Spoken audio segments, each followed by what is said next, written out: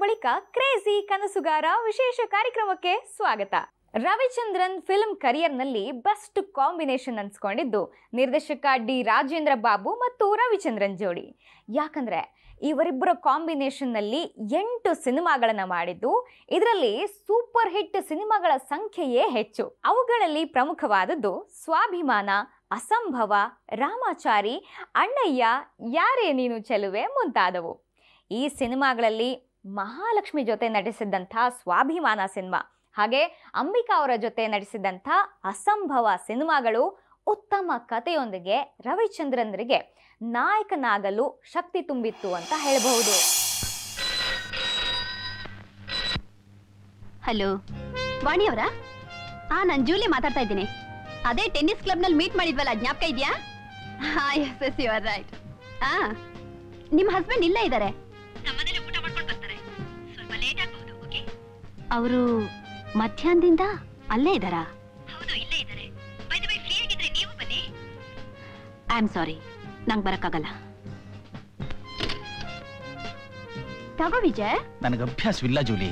ನನಗೋಸ್ಕರನಾದ್ರೂ ತಗೋಬೇಕು. ತಗೋ ವಿಜಯ್. ನನ್ ಬಲವಂತ ಮಾಡಬೇಡ. ತಗೋ. Have it, come on. ಓ ಬಾ ವಿಜಯ್, ಒಳಗೆ ಹೋಗಿ ಊಟ ಮಾಡೋಣ. ಕಮ್.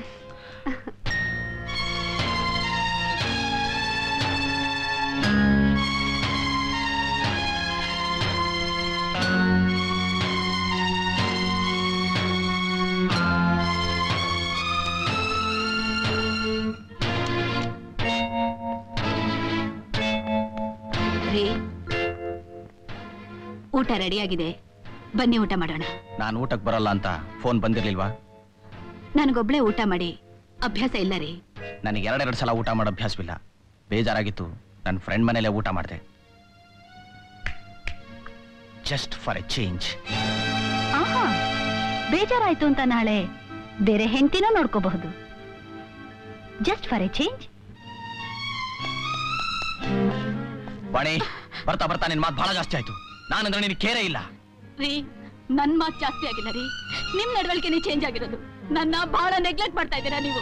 ನೆಗ್ಲೆಕ್ಟು ಇಲ್ಲ, ಚೇಂಜು ಇಲ್ಲ, ನೀನೇ ಚೇಂಜ್ ಆಗ್ತಿರೋದು. ನನ್ ತುಂಬಾ ತಾತ್ಸಾರ ಮಾಡ್ತಾ ಇದ್ದೀಯಾ. ಏನ್ರಿ ಕುಡಿದ್ ಮಾತಾಡ್ತಾ ಇದ್ದೀರಾ? ನೀವೇ ಕುಡಿದ್ರಾ? ಜೋಲಿ ಕುಡಿಸಿದ್ಲಾ? ವಾಣಿ, ನನ್ ಫ್ರೆಂಡ್ಸ್ ನ ಅಷ್ಟು ಕೀಳು ದೃಷ್ಟಿಯಿಂದ ನೋಡ್ಬೇಡ. ಫ್ರೆಂಡ್ಶಿಪ್ ಹೆಸರಿನಲ್ಲಿ ಅಂಡಿಯೋ ಅಡ್ವಾಂಟೇಜ್ ತಗೊಳ್ಳೋರು ಕೀಳು ಜನ ಅಲ್ದೆ ಮತ್ತಿನ್ನೇನು? You uncivilised ಬ್ರೂಟ್. ಹೌದೇ, ನನಗೆ ವಿದ್ಯೆ ಇಲ್ಲ, ಬುದ್ಧಿ ಇಲ್ಲ, ಆದ್ರೆ ನೀನು MA ಡಿಲೀಟ್. ನನ್ ಡಿಗ್ರಿ ನಿಮ್ ಕಣ್ಣು ಕುಕ್ಕುತ್ತಾ ಇದೀರಿ. ಇಲ್ಲ, ನಿನ್ನ MA ಡಿಲೀಟ್ ನಿನ್ ತಲೆ ತಿರುಗಿಸ್ತಾ ಇದೆ. ನಿನಗೆ ಅಹಂಕಾರ ಹೆಚ್ಚಾಗಿದೆ. ನಾನು ಓದ್ತಾ ಇದ್ದೋನು ಅಂತ ನಿನಗೆ ನನ್ನ ಮೇಲೆ ಒಂಥರ ಕೀಳು ಭಾವನೆ ಬಂದಿದೆ. ನಿಮಗ್ ಹಣದ ಮತ ಜಾಸ್ತಿ ಆಗಿದೆ.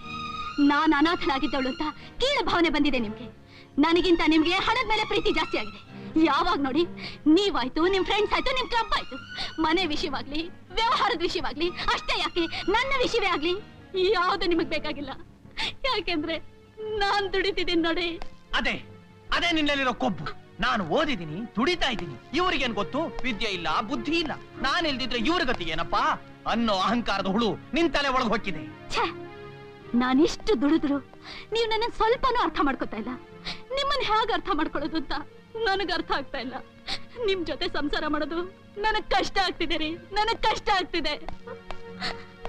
ನನ್ ಜೊತೆ ಸಂಸಾರ ಮಾಡೋ ಕಷ್ಟ ಆದ್ರೆ ಡೈವೋರ್ಸ್ ತಗೋ.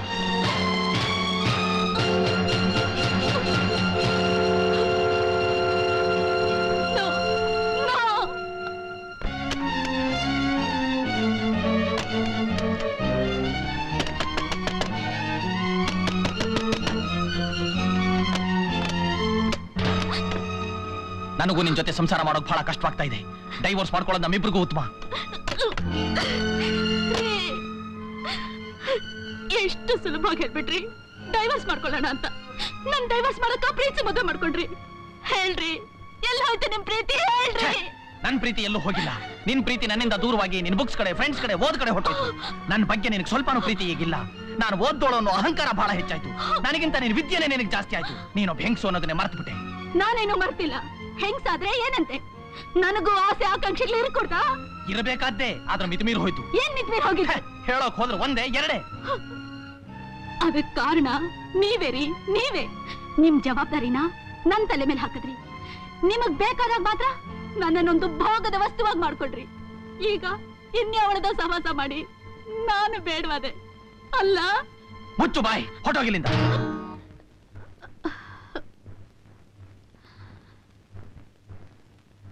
ಇದೇ ನಿಮ್ ಕೊನೆ ಮಾತಾ? ನನಗೂ ನಿನಗೂ ಮನಃಶಾಂತಿ ಬೇಕಾದ್ರೆ ಇದೇ ಕೊನೆ ಮಾತು. ಆಹಾ, ನಿಮ್ ಸಹಾಯ ಇಲ್ದೆ ನಾನು ಬಾಳಬಲ್ಲೆ. ನಿಮ್ ಹತ್ರ ಹಣ ಇದ್ರೆ ನನ್ನ ಹತ್ರ ವಿದ್ಯೆ ಇದೆ, ಸ್ವಾಭಿಮಾನ ಇದೆ. Good bye.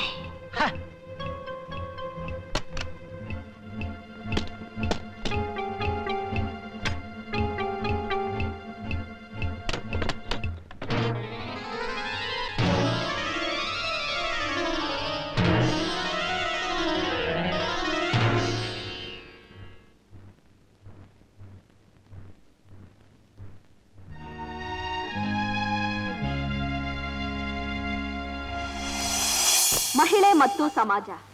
ಸಮಾಜದಲ್ಲಿ ಮಹಿಳೆಯ ಪಾತ್ರ ಅತಿ ಮುಖ್ಯ. ಸೌಟು ಹಿಡಿಯುವ ಕೈ ಕತ್ತಿಯನ್ನು ಹಿಡಿಯಬಲ್ಲದು, ದೇಶವನ್ನು ಆಳಬಹುದು. ಹೆಣ್ಣು ಅಬಲೆಯಲ್ಲ, ಸಬಲೆ ಎಂಬುದನ್ನು ನಿರೂಪಿಸಿದ್ದಾಳೆ. ತಾಯಿಯೇ ದೇವರು, ತಾಯಿಯೇ ಮೊದಲ ಗುರು. ಮಕ್ಕಳನ್ನು ಸರಿಯಾದ ದಾರಿಯಲ್ಲಿ ನಡೆಸುವ ಕರ್ತವ್ಯ ತಾಯಿಗೇ ಸೇರಿದ್ದು. ಆದ್ದರಿಂದಲೇ ತಾಯಿ ಮಕ್ಕಳ ಬಂಧ ಬಿಡಿಸಲಾಗದ ಅನುಬಂಧ.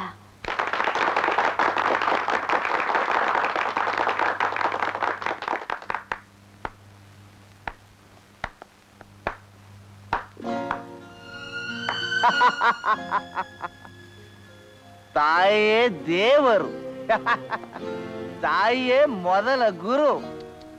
ಈ ಪದಗಳೆಲ್ಲ ಹೇಳೋಕೆ ಎಷ್ಟು ಚೆನ್ನಾಗಿವೆ. ಇದನ್ನೆಲ್ಲ ಎಷ್ಟು ಜನ ತಾಯಂದ್ರು ಅರ್ಥ ಮಾಡ್ಕೊಂಡಿದ್ದಾರೆ? ಲಕ್ಷಕ್ಕೊಬ್ರು ಇಲ್ಲ. ಇವರಿಬ್ಬರ ಬಂಧ ಬಿಡಿಸಲಾಗದ ಅನುಬಂಧ.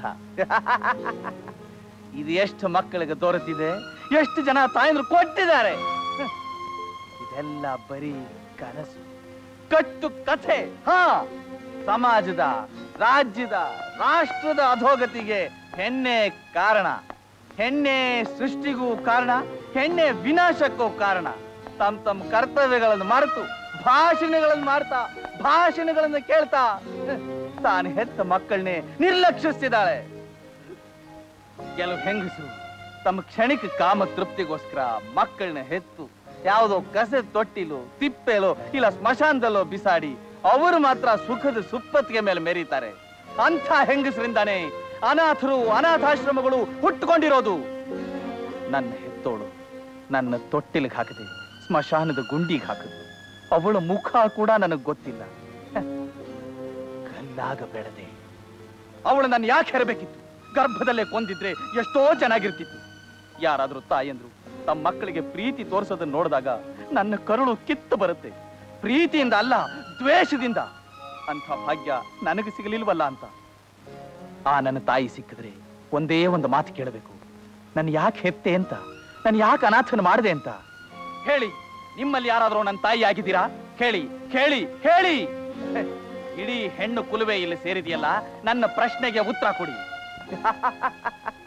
ಆ ಭಗವಂತನಿಗೆ ನನ್ನ ಮೇಲೆ ಕರುಣೆ ಇಲ್ಲ. ಅವನೇ ಕಲ್ಲ ಕಣ್ಣು ಮುಚ್ಕೊಂಡು ಕೂತಿದ್ದಾನೆ. ನೀವೆಲ್ಲ ನನ್ನ ಪ್ರಶ್ನೆಗೆ ಉತ್ತರ ಕೊಡ್ತೀರಾ? ಭಾಷಣ ಮಾಡ್ತೀರಾ? ಮಾಡಿ. ಅದರಲ್ಲೇ ನಿಮ್ಮ ತಾಯ್ತನದ ಸುಖಾನ ಅನುಭವಿಸಿ. ಅನಾಥ ಶಿಶುಗಳ ಜನ್ಮಕ್ಕೆ ಕಾರಣರಾದ ಹೆಣ್ಣು ಜಾತಿಗೆ ಧಿಕ್ಕಾರ, ಧಿಕ್ಕಾರ, ಧಿಕ್ಕಾರ, ಧಿಕ್ಕಾರ.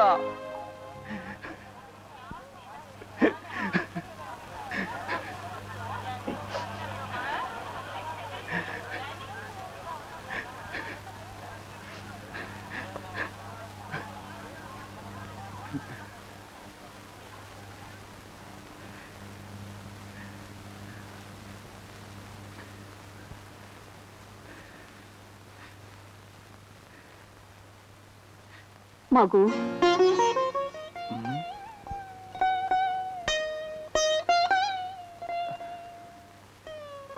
ನಿನ್ ದುಃಖ ಏನು ಅಂತ ನನ್ಗೆ ಅರ್ಥ ಆಯ್ತಪ್ಪ. ತಾಯಿಯ ಪ್ರೀತಿ, ವಾತ್ಸಲ್ಯ, ಮಮತೆ ನಿನ್ಗೆ ಸಿಕ್ಕಿಲ್ಲ.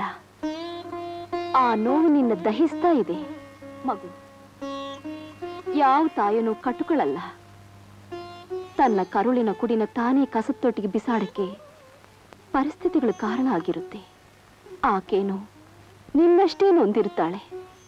ತಾಯಿ ಅನ್ನೋಳು ದುಡ್ಡು ಕೊಟ್ಟು ಕೊಂಡ್ಕೊಳ್ಳೋ ವಸ್ತು ಅಲ್ಲಪ್ಪ, ಅದು ಪ್ರೀತಿಯ ಸಾಕಾರ. ನಿನ್ನ ತಾಯಿ ನಿನಗೆ ಖಂಡಿತ ಸಿಕ್ಕೇ ಸಿಗ್ತಾಳೆ. ಸಮಾಧಾನ ಮಾಡ್ಕೋ. ಕ್ರೇಜಿ ಕನಸುಗಾರ ವಿಶೇಷ ಕಾರ್ಯಕ್ರಮ ಮುಂದುವರಿಯುತ್ತೆ ಒಂದು ಚಿಕ್ಕ ವಿರಾಮದ